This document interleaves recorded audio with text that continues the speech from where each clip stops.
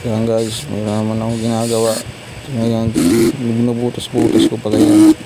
Ang binubutas-butas ko na yan, pangarap ko yung silaling ng gate namin. Kasi may mga pumapasok na aso dito. Dito tumatay sa bakuran namin. Nakakapisit. Eh minsan pumapasok ako. Sapatos ko may etas. Kaya ngayon, alagyan ko na ito ng harang. Pati yung mga pusa na yan. Dito dumudumi sa bakuran namin. Naiinis na ako. Kaya ngayon, gagawa natin ng paraan yun.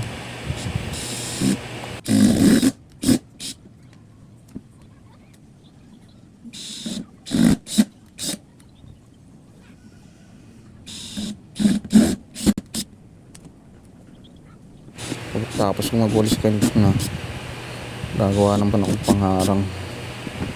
Yun yung mamaya guys, gagawin ko yan.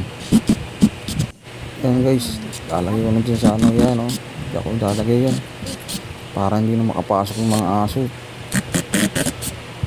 yung mga pusa. Puro pusa makakapasok ba dyan kasi tataas tumalon yun eh.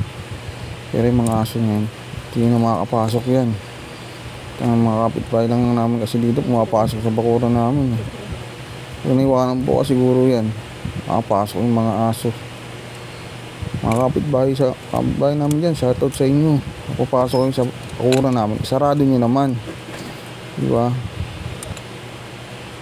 Yung mga aso dito kasi dito mo yung gearbox eh. Pala yung nagbibigay dyan yung asawa ko, sportive ng asawa ko. Sabi ko sa kanya kasi magbablog na ako eh, diba? Tulungan lang yan guys, tapos na yan.